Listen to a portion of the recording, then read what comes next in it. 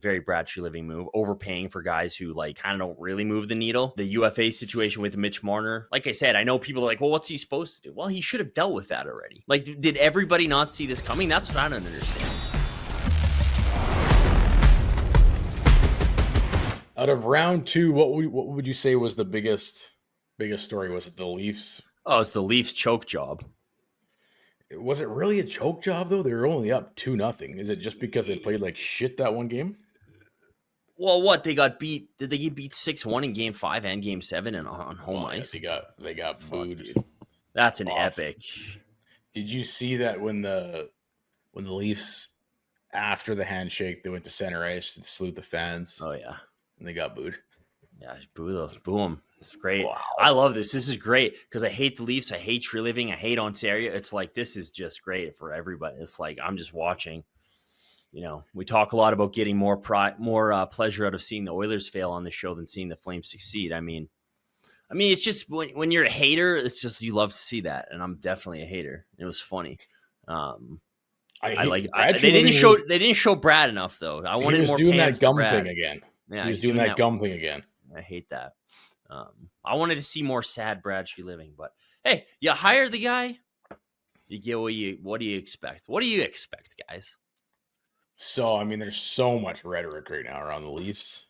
Obviously, Marner is a big one, but it looks like Brad's destined to relive this losing one of your biggest UFA players for nothing.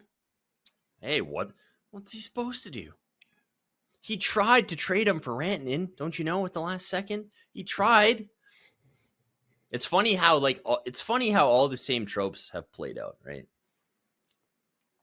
It's like didn't really do anything, kind of like pissed away. Like, what did he trade? 2 firsts, and he ended up with Scott Laughton and Brandon Carlo. Meanwhile, Florida's out like getting Brad Marchand for a song, right? Very Brad Treliving move, overpaying for guys who like kind of don't really move the needle. Yeah. The UFA situation with Mitch Marner, like I said, I know people are like, well, what's he supposed to do? Well, he should have dealt with that already. Like, right?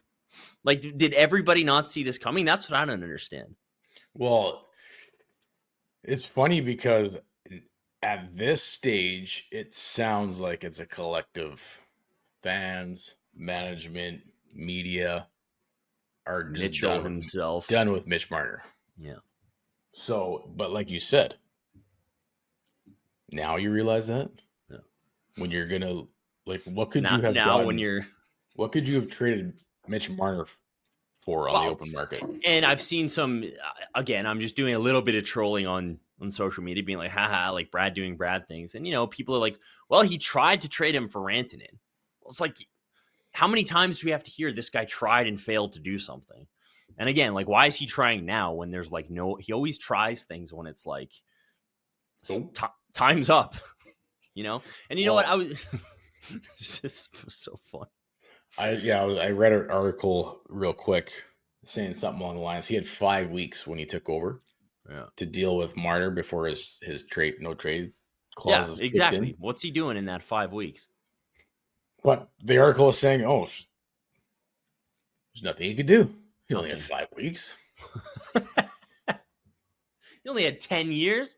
Well, I was thinking about this because, we're so impressed with the Panthers. And on this show that I have always, even before Florida rated our franchise for all of our good players, I've always been a big fan of Bill Zito and what he's been doing. But I was thinking about this because he's only been there for 5 years.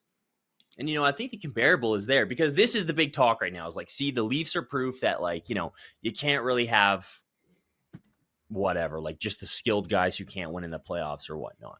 And, we've talked about that a lot on the show. Doug Armstrong was breaking it down back when the Blues won the Cup. And he's like, you know what? You really need 2 teams and 2 types of players. Players who can get you to the playoffs, players who can get you through the playoffs. And, you look at those 4 guys in Toronto, and I don't know, maybe they're just all too similar of players. Well, at least the 3 of them in Matthews, Nylander, and Marner, and they kind of stack up on top of each other, and they're very good regular season players, and they'll help you get to the playoffs, but they've proven that they can't help you get through the playoffs, And I was thinking about that in relation to what Bill Zito did with the Huberdeau trade. Because, Bill Zito comes in, quickly assembles a really good team. He made the Bennett trade. He made the trade for Sam Reinhart. He picked up Forsling off waivers. He'd signed Carter Verhaeghe. Did he make the Bobrovsky signing? I'm not sure. But good team. Florida has an unreal year that year in 21-22. Huberdeau had 115 points, but they couldn't beat Tampa in the playoffs. It was just they got schwacked. And he realized that instantly. It was okay, I know we can't. This team isn't going to do what it needs to do. This Huberdeau guy is pretty soft. Might not be what we need. And that's kind of, I think, the difference, because then he makes the ballsiest trade in the last 30 years, probably in the NHL. Because if you remember, that trade was not well received on the Florida end when it happened. It was holy fuck, what is he doing? The Panthers just had an unbelievable season. Oh, on the cup. Yeah, Huberdeau is putting up 115 points. He's unbelievable. He's their franchise guy. Weegar, maybe the fan base in Florida had kind of turned on Weegar a little bit, but at the time it was a very holy shit, the Flames fleeced Florida. And he kind of took it in the teeth for a while, but if you're Bill Zito and you're us, you knew what they were getting in Matthew Tkachuk. But I'm just saying, he realized that he ran into that Leafs problem and dealt with it right away. It was this team's really skilled, but they, like Doug Armstrong says, that's not a team it's not a group of guys that can probably get through a playoff push. And he took care of it. Breaking news coming in from Bet365, where every nail-biting overtime winner is a barn burner. Every face-off, hat-trick, power play, shot on goal, penalty shot, and every suspenseful minute in between is amazing. Whatever the moment, it's never ordinary at Bet365. An official partner of the NHL. Download the Bet365 app and use code NATION to get in on the game. Must be 19 or older. Please play responsibly. I don't know. I was chatting with someone about this the other day because the sky is falling. The sky is falling in Toronto. But at the end of the day, dude, it's just you just got Florida Panthered. Yeah. Again. Right. Exactly. They're that fucking good. You took them to game 7. Yeah. If you were the Oilers last season, losing, in 7 games to the Panthers in the finals, it's not like you're gonna go reconstruct your whole fucking lineup. Yeah. I don't know if the Leafs should really do much. You're right there. Game 7. They, Brad obviously brought in some more guys that can play that playoff style hockey, Chris Tanev and some of the bigger guys, but yeah, fuck, I don't know, man. I don't know. The market over there right now, the fan base is just it's crazy. Well, it is an epic kind of a choke job. And I mean, I don't know, it's hard because like I said, we kind of saw similar criticisms levied against some of our top guys. It wasn't to this extent though, because they've at every moment they've just fallen flat on their face.